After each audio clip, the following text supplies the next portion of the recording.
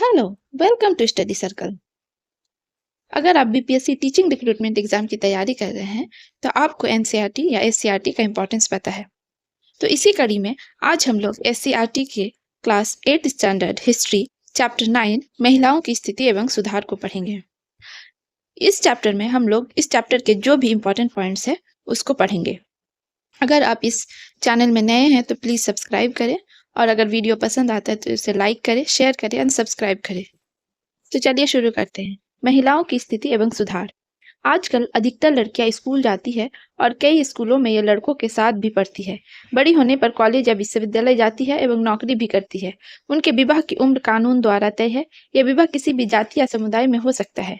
विधवाएं दोबारा विवाह कर सकती है, पुरुषों की तरह वोट डाल सकती है और चुनाव लड़ सकती है। इस प्रकार उनकी स्थिति में काफी सुधार आया है। लेकिन 200 साल पहले के समाज को अगर आप देखें तो उस समय लड़कियों का स्कूल और कॉलेज में पढ़ना असाधारण बात थी। कम उम्र में ही उनकी शादी कर दी जाती थी और पर्दा प्रथा के कारण वे सामाजिक और राजनीतिक जीवन में भाग नहीं ले सकती थी। विधवाओं को दोबारा विवाह करने की इजाजत नहीं थी। उनका जीवन अकेलापन और कठिनाइयों में बीतता था। हिंदू समाज में विधवाओं को सती होना पड़ता था, अर्थात अपने मरे हुए पति के साथ चिता पर उन्हें जला दिया जाता था। समाज में पुरुषों को सारी सुविधाएं प्राप्त थी और महिलाएं इन सब से वंचित थी। धर्म और संस्कृति के नाम पर उनके साथ भेदभाव किया जाता था।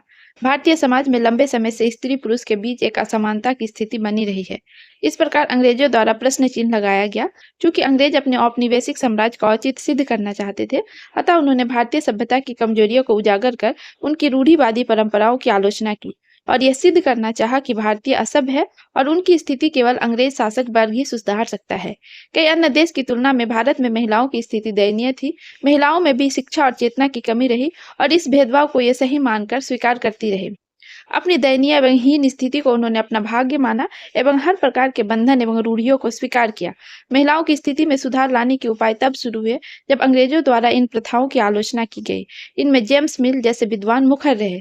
चूंकि यह विचार नकारा नहीं जा सकता था, इसलिए कुछ शिक्षित भारतीयों ने भी इस चुनौती को स्वीकार किया और सुधार के प्रयास प्रारंभ हुए। समाज सुधार के इन उपायों के केंद्र में महिलाओं की स्थिति में सुधार लाते हुए उन्हें समाज में सम्मानजनक स्थिति तक पहुंचना था। कुछ अमानवीय परंपराओं को समाप्त करने का एक दृढ़ संकल्प लिया गया, जिसके अग्रणी राजा राममोहन राय थे। तो अग्रणी कौन थे? राजा राममोहन राय थे। यद्यपि महिलाओं की स्थिति में सुधार के उपाय प्रारंभ हुए, पर उसकी सीमा निर्धारित रही एवं उसको मिलने वाले अधिकारों की सीमा भी पुरुष सुधारकों के द्वारा ही तय की गई।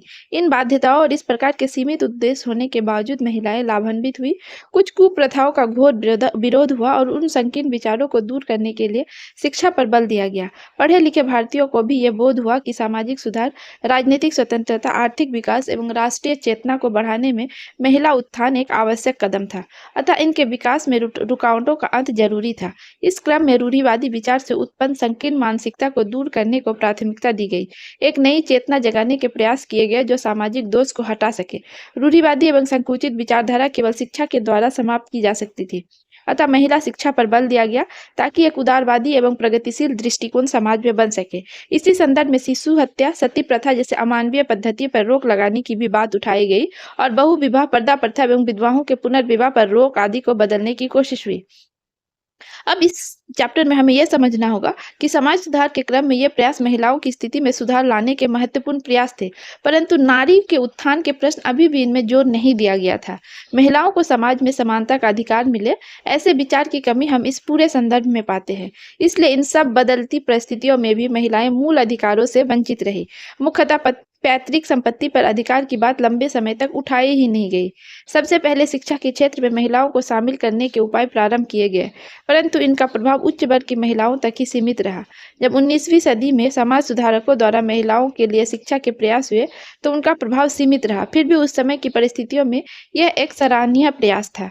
उच्च वर्ग की महिलाएं शिक्षित होते हुए भी रोजगार से प्रत्यक्ष रूप से नहीं जोड़ी गई, जबकि निम्न वर्ग की महिलाओं को शिक्षा से वंचित रखकर उन्हें भी आर्थिक भागीदारी से दूर रखा गया।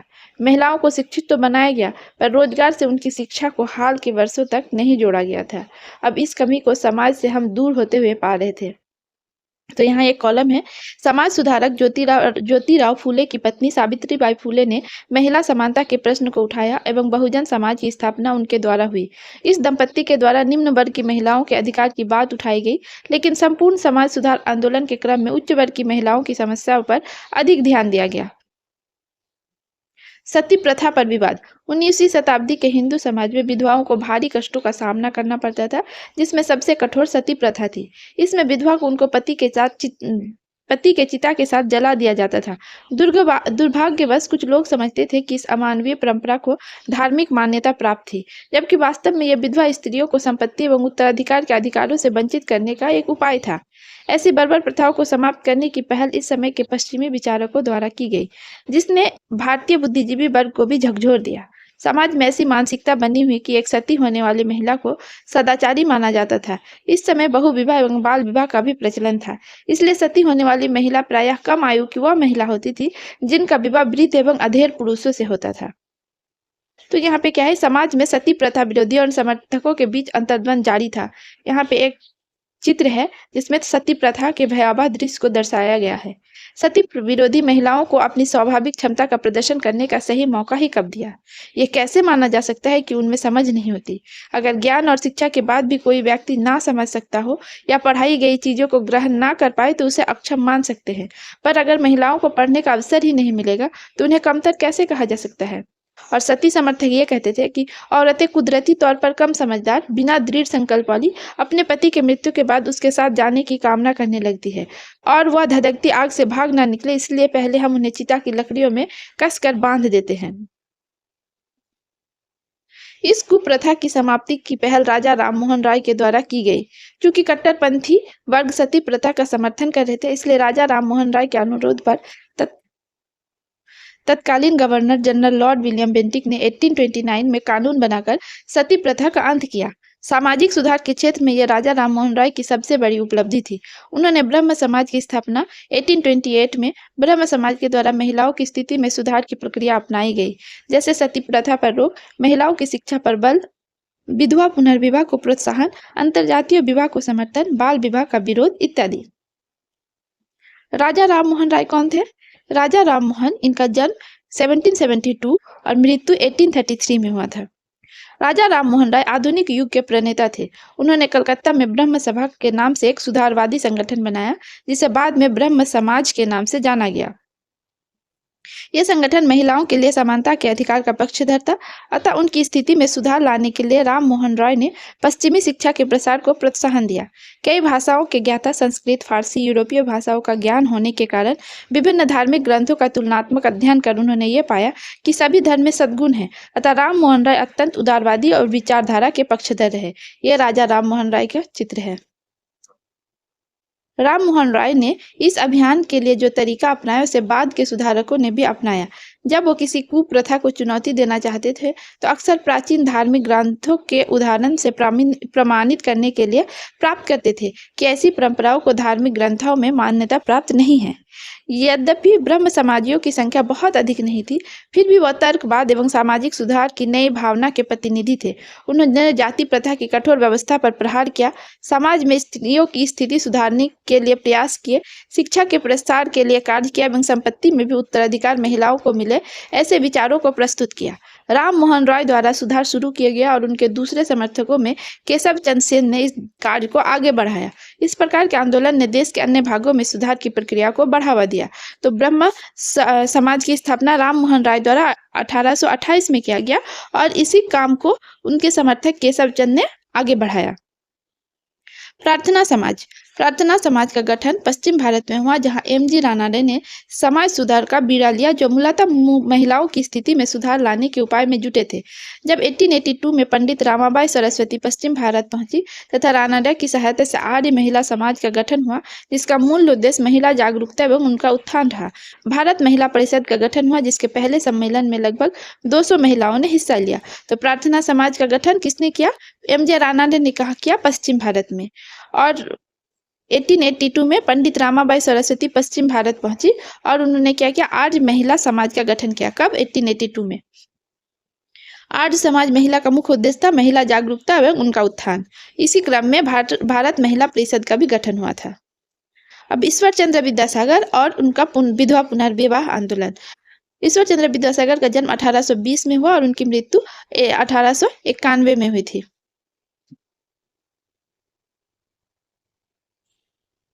प्रसिद्ध समाज सुधारक ईश्वर चंद्र विद्यासागर के नेतृत्व में विधवा विवाह के पक्ष में आंदोलन चलाया गया, जिसके लिए उन्होंने प्राचीन ग्रंथों का हवाला दिया। ऐसा करते हुए वास्तव में ऐसे सामाजिक प्रचलन को समाप्त करना चाहते थे जिस पर धर्म की मुहर लगा दी गई थी। राजा राम मोहन राय की तरह ईश्वर चंद्र विद्यासागर ने भी धर्म के वास्तविक रूप को इन सुधारों का आधार बनाने का प्रयास किया, ताकि यह सामाजिक बदलाव धर्म विरोधी नहीं लगे। ईश्वर चंद्र विद्यासागर के द्वारा विधवा पुनर्विवाह का मान्यता प्रदान करवाने का श्रेय दिया जाता है। अंग्रेज सरकार के तत्कालीन गवर्नर लॉर्ड डलहौजी ने उनके सुझाव को मानते हुए 1856 में विधवा विवाह के पक्ष में एक कानून पारित किया। विधवा पुनर्विवाह को एक वैधानिक मान्यता तो प्राप्त हुई, पर सामाजिक स्वीकृति के लिए लंबे समय तक कठिन परिस्थिति बनी रही। विधवा विवाह के विरोधियों ने ईश्वर चंद्र का भी बहिष्कार किया। तो यहाँ पे क्या है कि ये ईश्वर चंद्र विद्यासागर की चित्र है, और यहाँ पे इंपॉर्टेंट है कि 1856 में विधवा विवाह के पक्ष में एक कानून पारित किया गया, और उस टाइम तत्कालीन गवर्नर कौन थे? गवर्नर लॉर्ड डलहौजी थे। विद्यासागर के प्रयासों ने सुधार की प्रवृत्ति को एक नया बल दिया, जिसके आधार पर बाद में एज ऑफ कंसेंट सहमति आयु विधेयक लागू हुआ, जिसने भारतीय परंपराओं का कड़ा विरोध किया। केशव चंद्र सेन ने इस कार्य को आगे बढ़ाया, जिसके परिणाम स्वरूप नेटिव मैरिज एक्ट पारित हुआ, और इस कानून ने बहु विवाह का विरोध किया और विवाह की न्यूनतम आयु लड़कियों के लिए 14 वर्ष एवं लड़कों के लिए 18 वर्ष रखी गई। पर केशव चंद्र सेन ने अपनी अल्पायु बेटी का विवाह किया, तब भारतीय समाज में मौजूद विसंगतियां सामने आई। ब्रह्म समाज एवं आर्य समाज ने भी अपने संगठनों के द्वारा स्त्री उत्थान से संबंधित विषयों को पूर्ण समर्थन दिया। तो क्या हुआ कि एज ऑफ कंसेंट एक्ट 1856 में जो विधवा विवाह कानून आया था, उसके आधार पर एक नया विधेयक पारित हुआ, एज ऑफ कंसेंट एक्ट, और उसके बाद एक और आया native marriage act. Native marriage act में क्या, लड़कियों के लिए 14 वर्ष और लड़कों के लिए 18 वर्ष न्यूनतम आयु रखी गई। पर और इस काम को आगे बढ़ाया केशव चंद्र सेन ने, पर यहाँ पे केशव चंद्र सेन ने अपनी ही अल्पायु बेटी का विवाह कर दिया। इससे ब्रह्म समाज और आर्य समाज में क्या हुआ कि फूट पड़ गया। रमाबाई, संस्कृत की महान विद्वान पंडिता रमाबाई का मानना था कि हिंदू धर्म महिलाओं का दमन करता है। उन्होंने ऊंची जातियों की हिंदू महिलाओं की दुर्दशा पर एक किताब भी लिखी थी। उन्होंने पूना में एक विधवा गृह की स्थापना की, जो विधवाओं को स्वावलंबी बना सके। यह शारदा सदन के नाम से जाना जाता है। रमाबाई ने बाद में ईसाई धर्म ग्रहण किया और विधवा होने के बावजूद पुनर्विवाह किया, जिससे रूढ़िवादी खेमे के लोग असंतुष्ट हुए और उन्हें उस सम्मान से वंचित किया गया जो एक विद्वान को मिलना चाहिए। तो ये पंडिता रमाबाई हैं।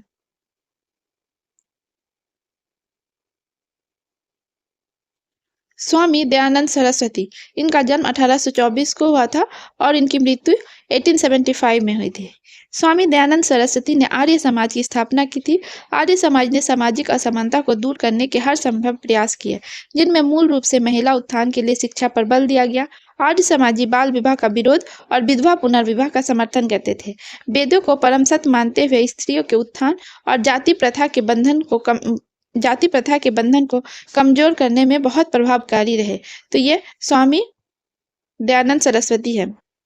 यह स्वामी विवेकानंद है।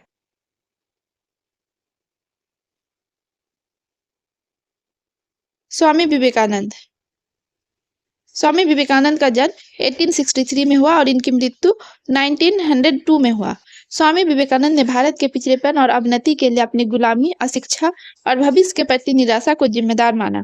अपने देशवासियों की कमजोरियों के प्रति संकेत करते हुए विवेकानंद ने महिला उत्थान के लिए शिक्षा का माध्यम ही अपनाया। शिक्षा के प्रसार से ही वह महिलाओं की गरिमा को बनाए रखना चाहते थे, जिससे भारतीय संस्कृति का आदर पश्चिमी जगत में स्थापित हो सके। 1893 में अमेरिका के शिकागो नगर में आयोजित विश्व धर्म सम्मेलन में हिस्सा लेते हुए भारत की गूढ़ दार्शनिकता का प्रभाव स्थापित करने में उन्हें सफलता मिली। कब? 1893 में। उन्होंने क्या किया था? 1893 में अमेरिका के शिकागो नगर में आयोजित विश्व धर्म सम्मेलन में उन्होंने एक भाषण दिया था। सर सैयद अहमद खां, अल्पसंख्यक समुदाय के बीच भी महिलाओं की स्थिति में सुधार के कई प्रयास हुए एवं कई संगठन कायम किए गए। मुसलमान समुदाय में जागरण की शुरुआत 19वीं सदी के पूर्वार्ध में सर सैयद अहमद खां 1817 से 98 तक की गई। इस्लामी समुदाय में सर सैयद अहमद खान का जन्म 1817 में होता है और उनकी मृत्यु 1898 में हुई थी। इस्लामी समुदाय में सुधार लाने के दृष्टिकोण से यह शिक्षा के विस्तार में लगे महिला उत्थान के क्रम में सैयद अहमद ने बहुविवाह, पर्दा प्रथा तथा तलाक के परंपरागत नियमों में आधुनिकता के अनुसार संशोधन के विचार सुझाए, पर शिक्षा के क्षेत्र में उनके द्वारा लड़कों को प्राथमिकता मिली। इस कमी को शेख अब्दुल्ला ने पूरा करने का प्रयास किया और महिला शिक्षा पर बल दिया। मुमताज अली जैसे कुछ सुधारकों ने कुरान शरीफ की आयतों का हवाला देकर बताया कि महिलाओं को भी शिक्षा का अधिकार मिलना चाहिए। नौरोजी फर्दुंजी, पारसी समुदाय में भी स्त्रियों के उत्थान के लिए महत्वपूर्ण प्रयास प्रारंभ किए गए। पारसी समाज के दादा भाई नौरोजी फर्दुंजी पारसी समाज के दादा भाई नौरोजी 1825 में इनका जन्म हुआ था और 1917 में मृत्यु, और नौरोजी फर्दुंजी जिनका जन्म 1817 में हुआ और इनकी मृत्यु 1885 में, दोनों ने मिलकर राष्ट्र गोफ्तार नामक पत्रिका शुरू की। दोनों ने ही शिक्षा के प्रसार के लिए, विशेषकर कन्याओं की शिक्षा के लिए अथक प्रयास किए। नौरोजी परिवार के सहयोग से पारसी समुदाय के अंतर्गत स्त्री जरदोस्ती मंडल का गठन हुआ। 1903 के आने तक लगभग 50 महिलाओं को इस संगठन के साथ जोड़ा गया। इस संगठन को लगभग 36 वर्षों तक सेरेन माई एम कुरशेद जी की अध्यक्षता में चलाया गया। तो क्या किया गया था कि दादा भाई नौरोजी और नौरोजी फर्दुंजी ने मिलकर राष्ट्र गुफ्तार नामक पत्रिका शुरू की और नौरोजी परिवार के सहयोग से पारसी समुदाय के अंतर्गत स्त्री जरदोस्ती मंडल का गठन हुआ। 1903 ईस्वी तक लगभग 50 महिलाओं को इस संगठन के साथ जोड़ा गया और इसी संगठन को लगभग 36 वर्षों तक सेरेन माई एम कुरशेद जी की अध्यक्षता में चलाया गया था। तो ये है नौरोजी फर्दुंजी का चित्र। Doctor B C. राय, बिधान चंद्र राय, बंगाल के प्रथम मुख्यमंत्री की माता अघोर कामिनी देवी के द्वारा लड़कियों के लिए बांकीपुर गर्ल्स हाई स्कूल की स्थापना कर यहाँ के रूढ़िवादी तबके के विरोध के बावजूद पटना में कन्याओं के लिए शिक्षा के नए आयाम स्थापित किए गए। यह विद्यालय फरवरी 1867 में केवल 6 छात्राओं से प्रारंभ हुआ और आज बिहार की राजधानी में शिक्षण संस्थान की अपनी पहचान है। इन्होंने शिल्प कला को प्रोत्साहन देने के लिए प्रशिक्षण केंद्रों की भी स्थापना की। इसके अलावा अन्य कन्या पाठशालाएं भी खोली गई, जिसमें रविंद्र बालिका विद्यालय 1931 की स्थापना रविंद्रनाथ ठाकुर की बेटी ने की। माधुरी लता देवी ने 1903 में मुजफ्फरपुर में चैपमैन गर्ल्स स्कूल की स्थापना की। ये सभी विद्यालय आज भी कन्या शिक्षा के विस्तार में अपना योगदान दे रहे हैं। निम्न जाति की कन्याओं के लिए भी बिहार में 1910 से 1945 के बीच पटना, मुंगेर, जमालपुर, गया इत्यादि शहरों में स्कूल खोले गए। बिहार में नारी शिक्षा के क्षेत्र में रामकृष्ण मिशन, थियोसॉफिकल सोसाइटी और कबीर पंथ की भी सराहनीय भूमिका रही। रामकृष्ण मिशन की शाखाएं 1922 ईस्वी में पटना एवं देवघर में स्थापित हुई। 1882 ईस्वी तक थियोसॉफिकल सोसाइटी ने भागलपुर, गया, आरा, पटना में प्रार्थना सभा और शिक्षण संस्थाएं खोली जो आज जीर्ण अवस्था में है। तो यहाँ पे इम्पोर्टेंट क्या है कि डॉक्टर बी.सी. राय जो बंगाल के प्रथम मुख्यमंत्री थी, उनकी माता थी, कौन थी? अघोर कामिनी। उनके द्वारा बांकीपुर गर्ल्स हाई स्कूल की स्थापना की गई थी और 1867 में इस स्कूल का स्थापना कब किया गया था? 1867 में। और जब यह शुरू हुआ था तब इसमें सिर्फ 6 छात्राएं थी। उसके बाद 1931 में रविंद्र बालिका विद्यालय की स्थापना की गई थी और इसकी ये स्थापना किया गया था रविंद्रनाथ ठाकुर की बेटी के द्वारा। एक और थी माधुरी लता देवी, जिन्होंने 1903 में मुजफ्फरपुर में चैपमैन गर्ल्स हाई स्कूल की स्थापना की थी। निम्न जाति की कन्याओं के लिए बिहार में 1910 और 1945 के बीच पटना, मुंगेर, जमालपुर, गया में स्कूल खोले गए थे और रामकृष्ण मिशन की शाखाएं 1922 ईस्वी में पटना एवं देवघर में भी स्थापित हुई थी और 1882 में थियोसॉफिकल सोसाइटी ने भागलपुर, गया, आरा, पटना में प्रार्थना सभा और शिक्षण संस्थाएं खोली थी। अब बाल विवाह और विवाह की उम्र, तो यहाँ पे आप देख सकते हैं ये केशव चंद्र सेन की चित्र है। तो यहाँ पे है कि वर्ष 1929 में बाल विवाह निषेध अधिनियम पारित किया गया। इस कानून के अनुसार 18 साल से कम उम्र के लड़के और 16 साल से कम उम्र की लड़की का विवाह नहीं हो सकता था। तो कब बाल विवाह निषेध अधिनियम कब पारित किया गया? 1929 में। तो इसमें क्या था कि बाद में ये उम्र बढ़ाकर क्रमशः 21 साल और 18 साल कर दी गई। शिशु हत्या का प्रचलन विशेषकर भारत के उत्तर एवं पश्चिमी क्षेत्र में था। इस अमानवीय परंपरा को 1870 में अवैध घोषित किया गया और 1870 के एक विशेष अधिनियम के द्वारा इस अपराध को प्रभावशाली ढंग से समाप्त किया गया। तो यहाँ पे एक इम्पॉर्टेंट फैक्ट है कि केशव चंद्र सेन के द्वारा ऐतिहासिक स्पेशल मैरिज बिल वर्ष 1871 का ड्राफ्ट पटना में तैयार हुआ था। क्या है कि केशव चंद्र सेन के द्वारा ऐतिहासिक स्पेशल मैरिज बिल वर्ष 1871 में का ड्राफ्ट पटना में तैयार हुआ था। और यहाँ पे है कि 1861 के अधिनियम ने दहेज को अवैध घोषित किया, पर यह प्रथा आज भी प्रचलित है जो महिलाओं की स्थिति को प्रभावित करता है। अब क्या है कि 19वीं सदी के आखिरी तक खुद महिलाएं भी अपनी स्थिति में सुधार के लिए आगे बढ़ी। उन्होंने किताबें लिखी, पत्रिकाएं निकाली, स्कूल और प्रशिक्षण केंद्र खोले तथा महिलाओं को संगठित किया। ऐसे अन्य कई राष्ट्रीय महिला संगठन स्थापित हुए, जिनमें राष्ट्रीय महिला परिषद, अखिल भारतीय महिला सम्मेलन, AIWC। तो क्या है कि ऐसे अन्य कई राष्ट्रीय महिला संगठन स्थापित हुए, जिनमें राष्ट्रीय महिला परिषद, अखिल भारतीय महिला सम्मेलन, AIWC जैसे महिला मोर्चों को तैयार किया गया, जो महिलाओं के बीच जागरूकता फैलाने का कार्य भी कर रही थी। समाज सुधार आंदोलन ने महिलाओं की स्थिति में सुधार लाने की पहल की। उनके द्वारा विशेषकर सती प्रथा, कन्या शिशु हत्या, बहु विवाह, बाल विवाह जैसे सामाजिक कुप्रथाओं को दूर करने के लिए शिक्षा के माध्यम को अपनाया गया। उनके अनुसार केवल शिक्षा ही ऐसी असमानता, रूढ़ि और दैक्यानुसारी विचारों को दूर कर सकती थी, जिसने महिलाओं को समाज में अपनी भागीदारी देने से वंचित रखा था। महिलाओं से जुड़े ऐसे गंभीर और संवेदनशील विषयों को 19वीं सदी में स्वीकार किया गया। इस प्रयास को छोटा नहीं माना जा सकता है। 20वीं सदी की शुरुआत से वह महिलाओं को मताधिकार, बेहतर स्वास्थ्य सुविधाएं और शिक्षा के अधिकार के बारे में कानून बनवाने के लिए राजनैतिक दबाव बनाने लगी थी। ऐसी संस्थाएं आज बहुत सक्रिय हैं और ऐसी बहुत सी सुधार योजनाएं राज्य के द्वारा संपोषित भी है। उनमें से कुछ महिलाओं ने 1920 के दशक से विभिन्न प्रकार के राष्ट्रवादी और समाजवादी आंदोलनों में भी हिस्सा लिया। महात्मा गांधी ने पहली बार राष्ट्रीय आंदोलनों में महिलाओं की भागीदारी पर बल दिया एवं उनमें एक नया आत्मविश्वास जगाया। जवाहरलाल नेहरू ने महिलाओं के लिए अधिक स्वतंत्रता और समानता की मांगों का समर्थन किया।